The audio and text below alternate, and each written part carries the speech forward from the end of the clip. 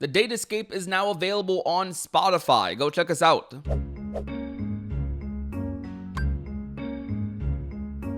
What is going on, ladies and gentlemen of YouTube? My name is Prodigy, and welcome to the Datascape. I'm here today, joined by my co-host Noir, Lil Bomber. I am ProdigyxCD, and I hope you guys are having a great, fantastic day, because it is summer, and what summer comes gaming events, comes the hype. We have Summer Games Fest, we have D23, we have TGS, we have potential random events that might happen. Gaming right now is both in a very interesting state, but also in a state where a lot of things that people have been waiting for might potentially come out. GTA 6 actually finally got a release date recently. I think it's coming out sometime during May. It got delayed to 2026. A lot of people are still hoping for Kingdom Hearts 4 to come out in 2026. People are hoping to get news about Kingdom Hearts 4 at all. Hopefully the game's still alive. But with summer events comes the hype. We did this a little bit last year. Not a little, we did this a lot last year. We talked about Summer Games Fest, D23, TGS, reacted to all of them, watched all of them, hoping for Kingdom Hearts to potentially show up, which it inevitably did not. We're going to run it back. Run it back this year, Noir. How are you feeling? Honestly, I wasn't expecting to feel excited for the summer season for Kingdom Hearts just because the last 3 years have not been good to us. So I've just been like subtly wishing, but not outright stating anything. But everyone's pointed out that there is a good chance it will show up at Summer Game Fest this year, and whether or not that statement about it there being a good chance is true, I am holding out hope. I'm actually excited for Summer Game Fest. Jeff Keighley should absolutely know at this point, like we are fiending for something Kingdom Hearts related, and We're desperate. Down he, bad. at this point we're desperate. At this point, the whole community is now collectively talking about, yo, what the heck? Like, it's been 3 years. There are some people that are spreading rumors on TikTok and other social media that Kingdom Hearts 4 has been canceled despite there being no word about it being canceled. So I'm kind of glad you bring up TikTok because TikTok, these other social media platforms, a lot of the time, well, depending on what part of the KH community like you're in, for me, Noir, we very often are on Twitter. Noir's on TikTok a decent bit as well. I've only recently gone into TikTok and seen that like side of the community, and how different they are. On Twitter, Twitter's like this with all communities, honestly, or X. A lot of these like people on Twitter, they're very analytical. They're very, they try to be very analytical. On the flip side, sometimes they can be very harsh, very mean, very unapologetically like, I guess, aggressive when it comes to developers, when it comes to wanting something, and it happens. That's because partially on Twitter, it's hard to have conversations sometimes, even with like the checkmark accounts, even with the character limits, the threads. It's hard to have like a conversation on Twitter because constantly you're looking at the likes, you're looking at the retweets, you're looking at the impressions. Compared to something like TikTok or other platforms, you kind of like have the video, you have the short, and that's the opinion, and then the comment section is kind of like separate. I don't know. I don't know what I'm describing. What I'm describing is like, you get what I mean. These apps are very different, but I'm glad Noir brought that up because I feel like on TikTok, there's definitely a lot of people who, similar to Twitter, are a little unapologetic when it comes to some things, like spreading rumors about Kingdom Hearts 4 not coming out, period. Like, okay, as a joke, I get it. But as like an actual statement, no. It's Kingdom Hearts 4 is going to come out. It will come out. It will have its day, hopefully soon. But I want to talk about what you said earlier as well, because you said Summer Games Fest, how you actually are holding out hope for it. Now, I'm sure it's not the only event you're holding out hope for, but you're saying that like Summer Games Fest, you think it does have a genuine possibility of happening. Now, we were in the same exact predicament with Summer Games Fest last year, and the reason why, to kind of backtrack a little bit, why fans thought Summer Games Fest was the event was because leading up to the event, Jeff Keighley was making these tweets, constantly asking people, what would you like to see show up at Summer Games Fest? He hasn't been doing it as much this time around, admittedly. I think he realizes, okay, maybe I shouldn't go that far to give people hype for that thing. But last year, he did it, and under every single one of those posts were the big names. GTA, freaking Kingdom Hearts 4, just whatever big games were like on the horizon at the time. Elder Scrolls 6. Like, a lot of people were asking for Kingdom Hearts. And he would even interact with some of these Kingdom Hearts tweets, only to like a week or two before the event happened, basically say it's not showing up. A lot of people felt burnt by that because Summer Games Fest has basically replaced E3 as like the summer event. Now a lot of other events happen alongside it, but Summer Games Fest is E3. It's modern day E3. It literally is. So Summer Games Fest and Kingdom Hearts missing that does feel like a big deal. Only, or games missing appear feels like a big deal only because of what E3 used to be. E3 used to be the event games would show up at. Games would showcase themselves at. Millions of people watching, hundreds of thousands of people watching and interacting. Trailer after trailer after trailer. Big game here, big game there. Games like Kingdom Hearts 3 were revealed at E3. Games like Devil May Cry 5 were revealed at E3. I think Last of Us 2 was revealed at E3, if I'm not mistaken. Uncharted 4. A lot of big games back when they were revealed at these showcases. So, you guys know me. I go on tangents. So, back to your question. After everything we went through last year and where Summer Games Fest is now, getting bigger and bigger each year, why do you still think that Kingdom Hearts 4 is a possibility? Because Square definitely likes to announce stuff during the summer. I think not just for overall gaming, but also for Square. Like summer is just a good time to announce stuff or release trailers. So, and with E3 now being in the past and it no longer being a current thing, people are now looking at Summer Game Fest as like this is essentially the next E3 in a sense. And just based on everything, the Summer Game Fest is like the first major gaming event after the Kingdom Hearts 4's announcement anniversary. Because um, I think a lot of people in the community, myself included, make a video uh, during April talking about, oh yeah, it's the anniversary of Kingdom Hearts 4's initial announcement. It's now been 3 years, and now we haven't heard anything. So this is the first event following that 3 year anniversary. So it just it just seems likely. I understand that a little bit. But not to even like, you know, say anything against that opinion, because I'm a crazy Kingdom Hearts fan myself. But we gotta admit here, Kingdom Hearts fans are a little crazy. We're a little wild.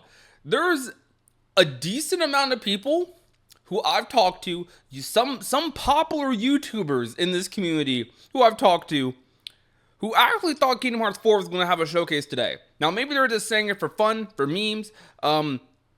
I've been in multiple different group calls. I've seen multiple people on Twitter. Just people are fiending for Kingdom Hearts 4 so bad. They want it to show up anywhere. They want to see it tomorrow. They want to see it tonight. They want to see it in the next 5 seconds. They want to see it. It doesn't matter where. It doesn't matter what fits their agenda. They will find whatever event fits that agenda.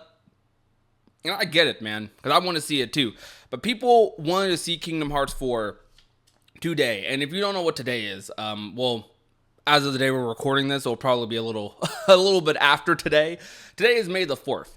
May the 4th be with you. May the Force be with you from Star Wars. Kingdom Hearts 4 heavily It's also my speculated to dad's have. birthday. It's also my dad's birthday. Oh, yep. Happy birthday to Nora's dad. Today is the day that, you know, it's one of the big Star Wars days. Like this has basically been a holiday for Star Wars over time.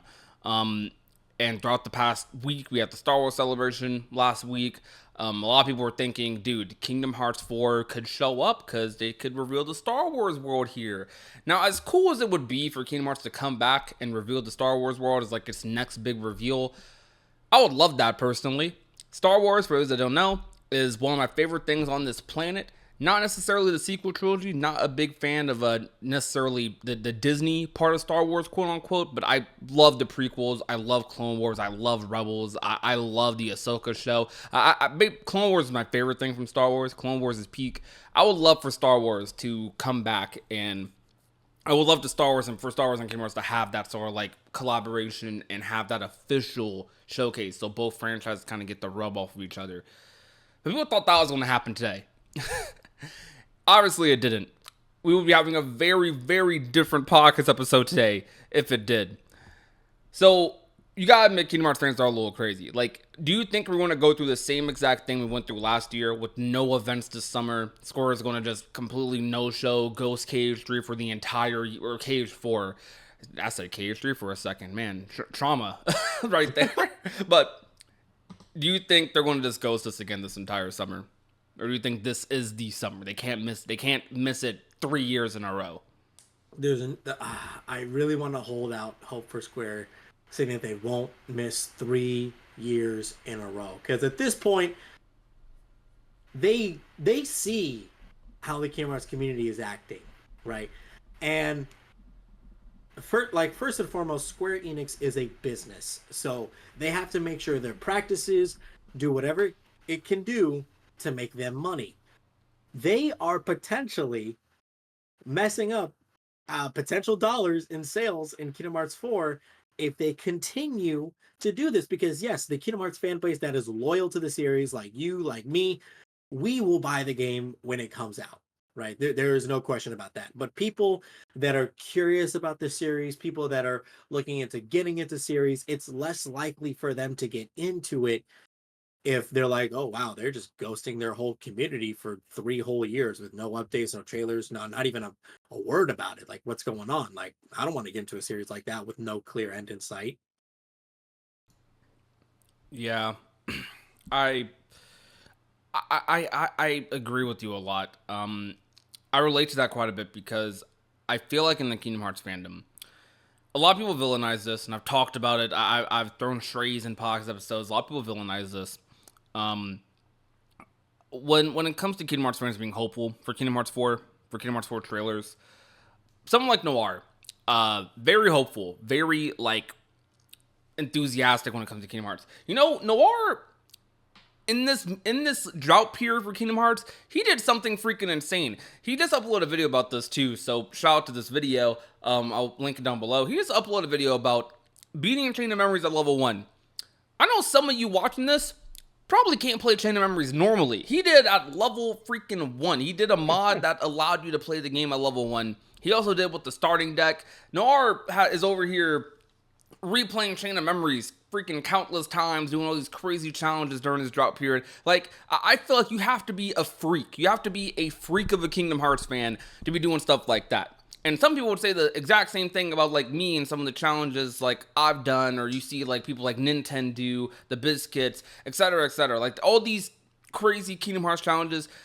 A lot of us are, still playing the game. We're just fans. We are enthusiastic about the game, and well, I don't think enthusiasm is necessarily an excuse to like trash on devs or trash on like or necessarily trash on like people personally.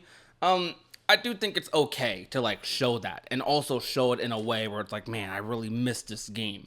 I thought HMK actually around a week ago made a really cool tweet about this. I'm probably going to quote it really badly because I don't have it pulled up, but he was essentially saying how even though he is okay with the Kingdom Hearts 4 wait right now, how he doesn't think people should stop like talking. He doesn't think people should shut up or people should like just keep their voices down and wait for Square to just magically, wave the wand. While that's going to happen inevitably, Square's going to wave the wand one day and show Cage 4. He thinks that right now, I completely agree with this. Us fans, like keeping it alive, talking about Kingdom Hearts 4 is a big part of like us showing like, hey, we're still here. Square knows we're still here. We're just waiting. We are still here. Even if it comes off a certain way sometimes, look, we are still here. And talk about the marketing, because you said that you think this might be hurtful to Square. I'm mixed on that. I think the hurtful aspect of this, of the lack of marketing, isn't. There's two routes it could go. Because they're doing the opposite of what they did with KH3. With KH3, because the wait was a little longer, they filled it with some trailers here and there. And a lot of people talk about how we were getting trailers constantly for KH3. We got trailers constantly towards the last, like, I'd say 2 years of 3 being out, year and a half. The rest of the years before that, we'd be lucky to get like one trailer. And we'd also like sometimes we got trailers that were just kind of remixes of other ones, like the Jump Festa trailer. It was mostly the E3 trailer from 2015, cut up with Mysterious Tower in it. You know what I mean? Which was a world that didn't even end up being in the game. So yeah, but with Kingdom Hearts 4, they're taking the approach, and they're likely doing the approach that a lot of game devs do nowadays, where they save a lot of the marketing for the last year or like eight to I don't know 8 months before the game comes out. They save all the marketing like for that last couple of months, that last like little stretch. I think the part that's more worrying, regardless of how they decide to market it, long waits period create expectations and create angst, I guess. We saw this with Kingdom Hearts 3. Kingdom Hearts 3 is my favorite game. It's my favorite Kingdom Hearts game. I loved Kingdom Hearts 3. We all know not everyone is like your boy. Not everyone loved KH3. Not everyone has as their favorite game. Some people the exact opposite. A big part of what I feel like hurt KH3 was the wait. And it's not because the devs necessarily took a crazy long time making it, which for some people they did, but it's the idea of when you played Kingdom Hearts 2, the existence of Kingdom Hearts 2 implies a Kingdom Hearts 3 will exist later down the line. And for a lot of people, Kingdom Hearts 2 is their favorite game ever, favorite game period. For me, it was my favorite game ever until KH3 came out. It's still right next to it, number 2. But for a lot of people, waiting however long they say they waited, 13 years, you want to use that exaggeratory number a little bit. If you want to say 7, from when it was announced in 2013, or 6 from 2013 to early 2019, whatever number you want to use for how long you waited for KH3, the long wait period, people don't want to wait 5, 6, 7. People don't want to wait 10 years for something to be their second favorite in the franchise, or their third favorite in the franchise, or their fourth favorite in the franchise. When you wait that long for something, you probably want it to be like the best thing ever. You want it to go crazy, and that's part of humans as well. Maybe people shouldn't have expectations that crazy, but people are their own people. Like everyone's an individual, so not everyone's going to have the same thought process and feelings when it comes to that sort of thing. A lot of people take a casual approach and are hoping KH3, since it's been X amount of years since the PS2, that it's the greatest thing like ever that Kingdom Hearts has produced. For some people it was, for some people it wasn't. And I guess to relay this question to you, do you think that long wait period will affect KH4? Do you think people are going to treat it a similar way they did with KH3, or do you think people are going to be a little bit more open-minded when the game finally does come out because they already went through it before? I think unfortunately KH4 could potentially suffer uh the same deal that KH3 went through, because there is no doubt that KH3 suffered from this humongous amount of expectations that came from the game. Now, part of it was just obviously how many years it took while it was in development, and like between announcement and when the game went golden. But part of it is also just the amount of games in between that were building up for it. So KH4 could suffer the same amount, or maybe to a lesser extent, but it would still suffer from that regardless. So I think it's difficult to say, because obviously expectations are gonna just show up no matter what for a game, right? And then obviously not everyone's expectations for a game will be met. That's just unfortunate. It's just how life goes sometimes. But when you allow a game to just go on in development for so long and allowing all these expectations to build up, it naturally leads to expectations being somewhat unrealistic. Or some people, and I know this might be triggering for some people, they essentially allow nostalgia to affect their expectations. So it's like if it didn't play like a better version of how it was in the past, I don't like it. Right? And that's not really fair to the game, right? Cuz some people that dislike KH3, just their main complaints is just that it didn't do XYZ like Kingdom Hearts 2. But it's not Kingdom Hearts 2. It's Kingdom Hearts 3. It's a completely different game, right? So I think the main reason why Kingdom Hearts 2 was received so positively, or at least by the time we got the HD remasters, was just because the wait time in between 1 and 2 was like literally 4 years, and they had one game that came out in between. So really, it was 2 years after Chain of Memories.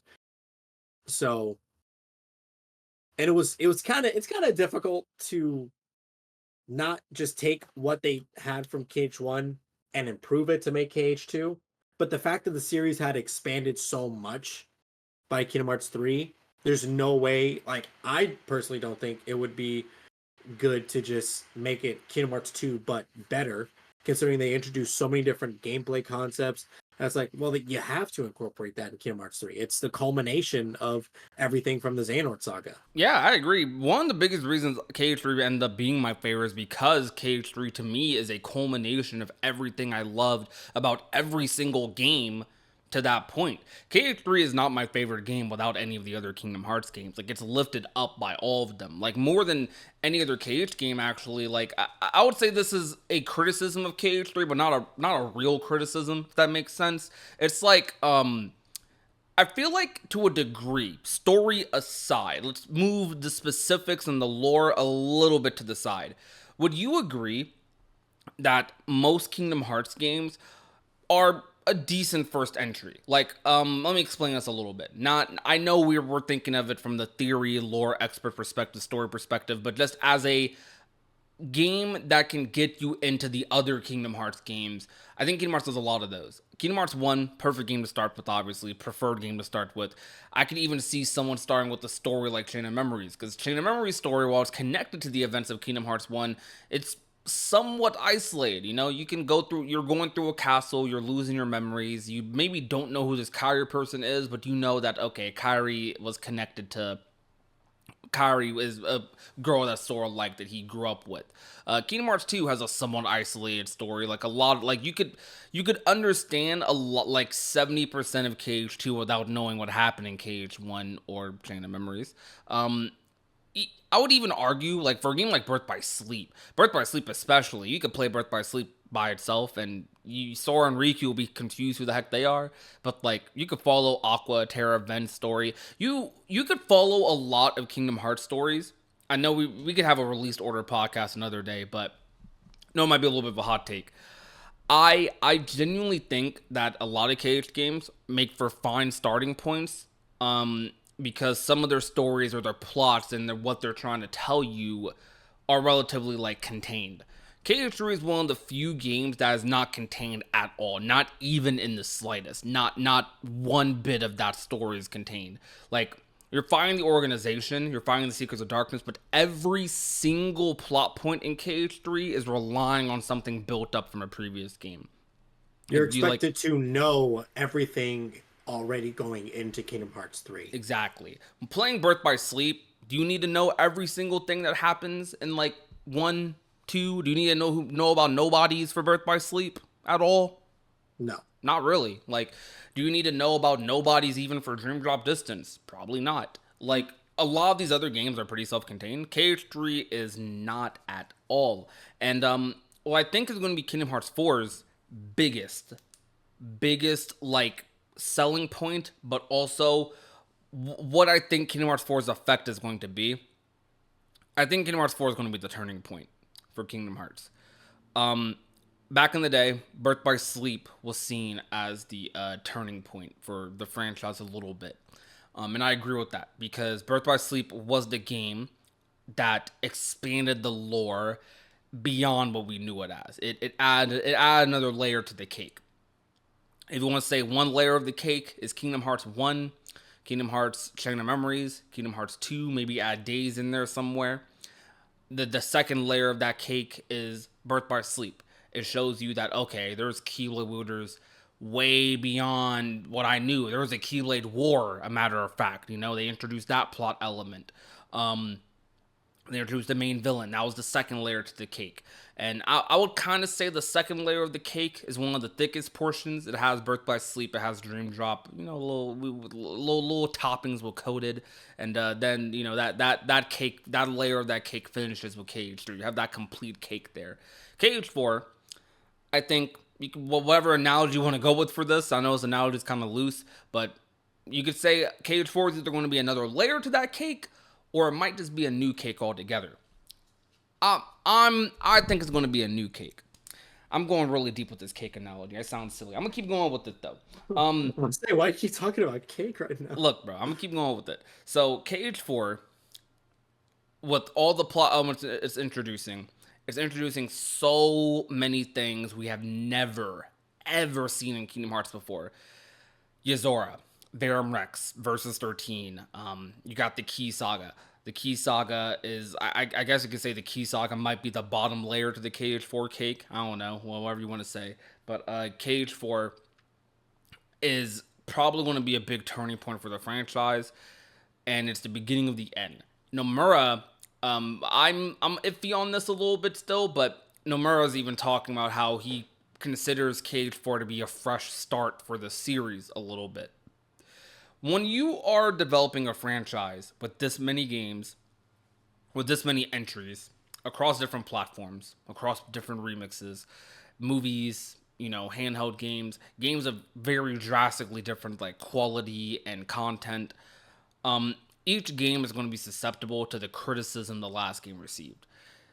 This is going to be the same case for KH4, just because of its title. It is Kingdom Hearts 4, but I think if Kingdom Hearts 4 is able to not only continue what the KH series has already set up, likable characters like Sora, Disney worlds that people, you know, love and want to see, fun combat systems, but also from a story perspective and maybe even from a world building perspective, if it's able to make something just drastically new, something, introduce something that is like never before seen or introduced in the Kingdom Hearts franchise. We look at Quadranum for this, Yozora for this, introducing these elements, these plot points that anyone can start the series with potentially even. I think Kingdom Hearts 4 can set itself aside and separate itself from, I guess you could say, maybe the burden or the chains of like the rest of the games. And it could stand on its own, whether it's good, whether it's bad, but stand on its own as a unique Kingdom Hearts game. Kind of similar to what I think Recoded has kind of turned into. Recoded, a very unique Kingdom Hearts game, but we know the story's kind of mid. But aside from that, Recoded introduces a lot of elements that the series would not revisit in the same way, or at least like have a command deck system that the series would never really use again. That a lot of people, in retrospect, are having a lot of fun with. That I've learned. Not trying to compare KH4 to freaking Recoded, but I think KH4 is going to be a turning point again for the franchise, and maybe it's probably a good thing they're holding all their eggs like close together. But I think if they hold them together too long, it could bite them in the end. Because I think what was really interesting about KH4 was that it could have released super quickly.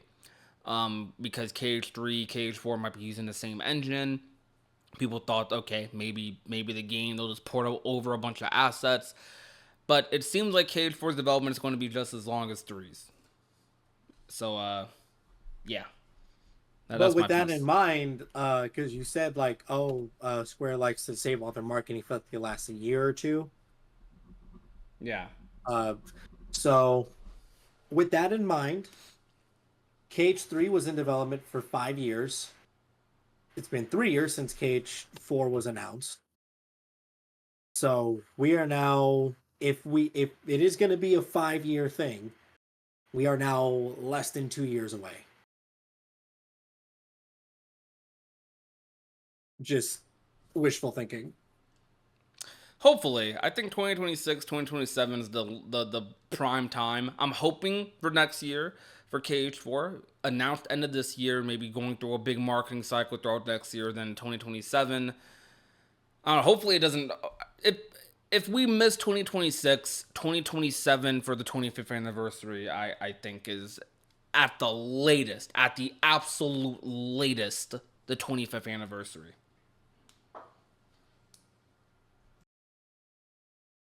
The 25th anniversary, that'll be 2027. So yeah. Um Honestly, I because I talked about this in my video about the anniversary of Kingdom Hearts 4's announcement, but I want to bring this up now.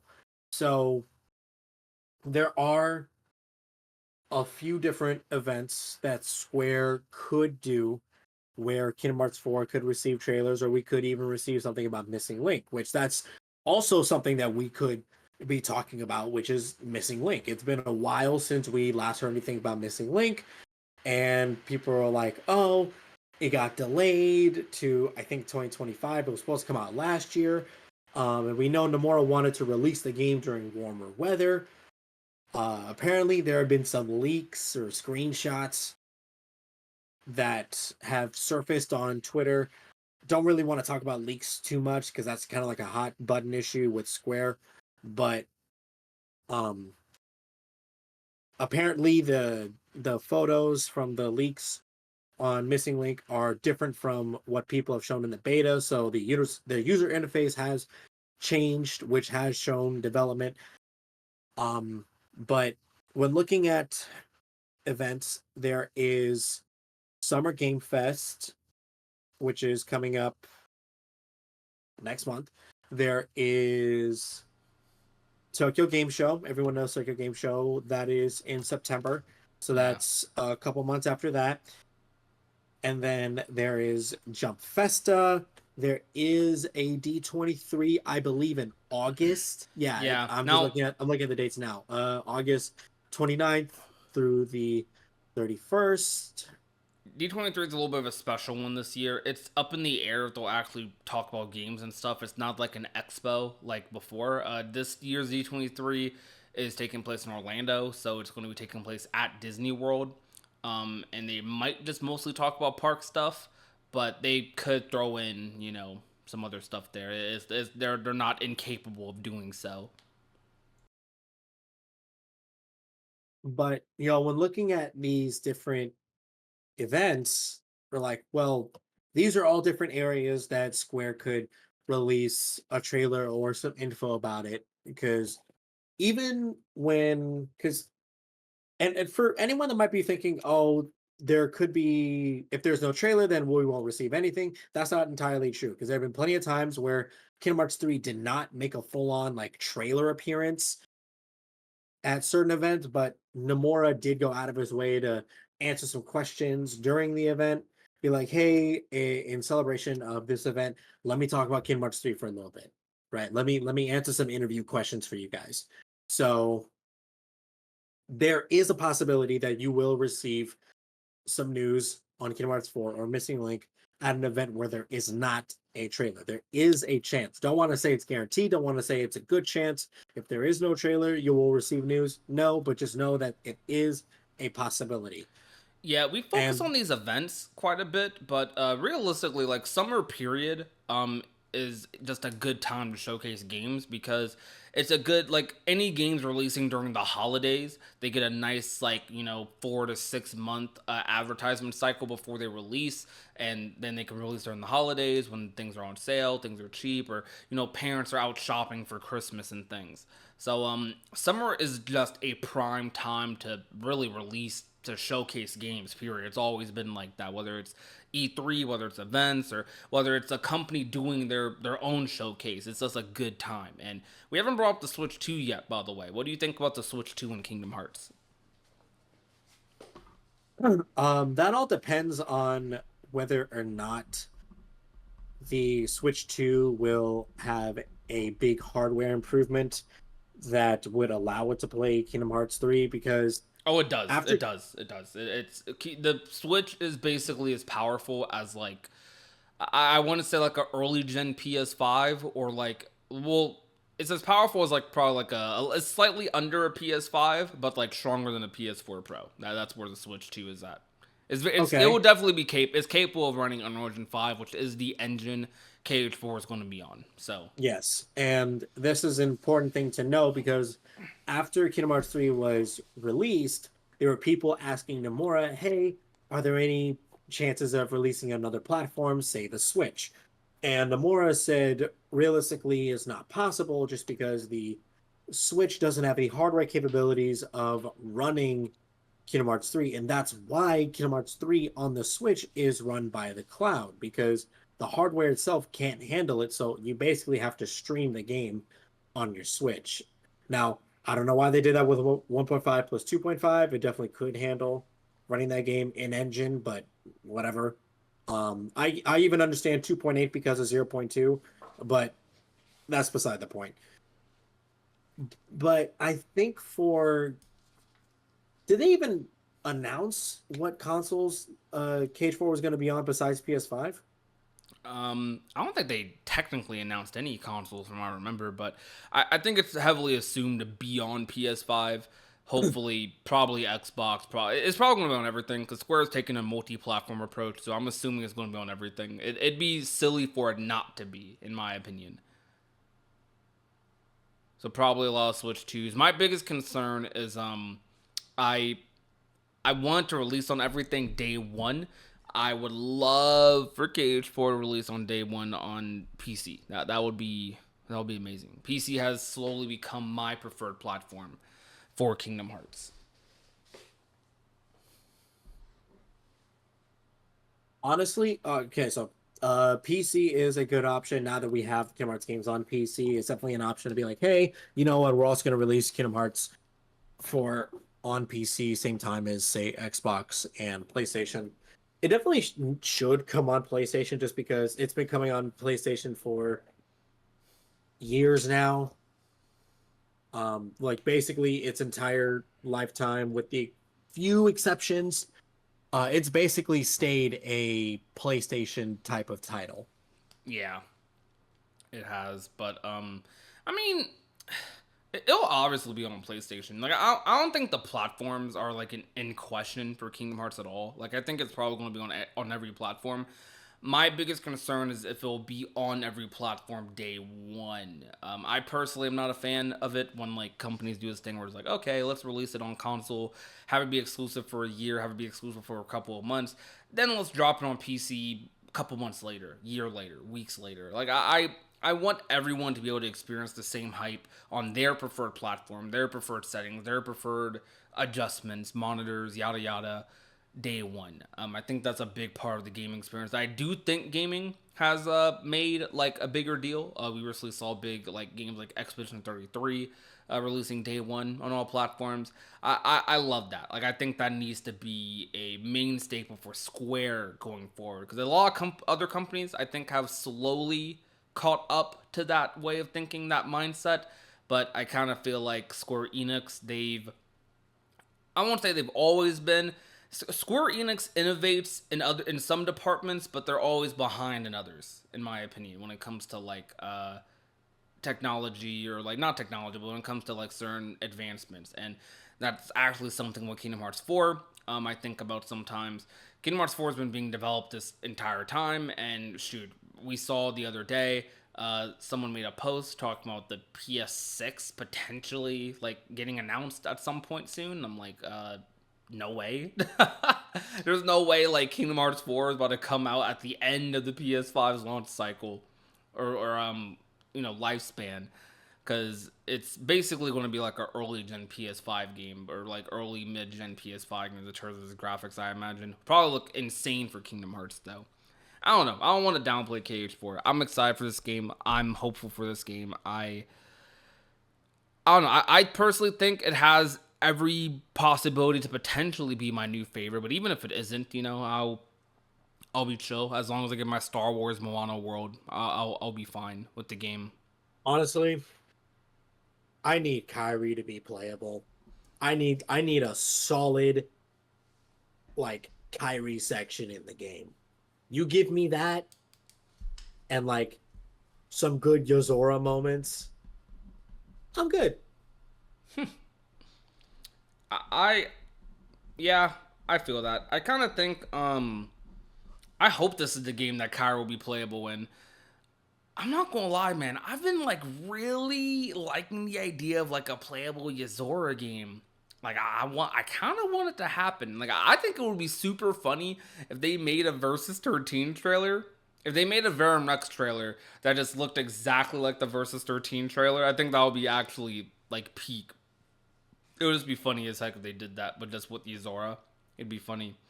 I Um, think um I think Nomura did talk about a what was it? Like a Verum Rex game. yeah, it was between that or KH4 he was gonna make. And then he decided, no, we'll do KH4. So Verum Rex is probably gonna be afterwards. Hopefully, or maybe they're just gonna do number title, number title, number title, end the series, which I don't know. No, That's on no, the let's table. let's not do that. Let's not do that. Why not? I get that the series is gonna end soon, but let me get as much content as I can. Yeah, but with the way KH is, there will always be more questions. But I think we're gonna end the episode off there, though, guys. Um, Overall, Kingdom Hearts. I hope it makes a comeback this summer. I'm hopeful. Noir's hopeful. You're hopeful, right? That's making a comeback Yeah. this summer. Yep. We're both hopeful. We will be live and we will be making many more podcast episodes before these events and after these events. The first event coming up is going to be Summer Games Fest on June 6th, and I will be live streaming it live myself. And then probably afterwards, me and Noir will likely do a podcast, regardless of if KH4 appears or not. Hopefully it does, but I'm not banking on just Summer Games Fest. We have a lot of events to get through. Maybe it gets announced randomly, just at any point this summer, and that could be exciting. But anyways, thank guys so much for watching. My name is Prodigy, My name's Lauren Lowbomber. and remember to be nice, be safe, and take care, everyone.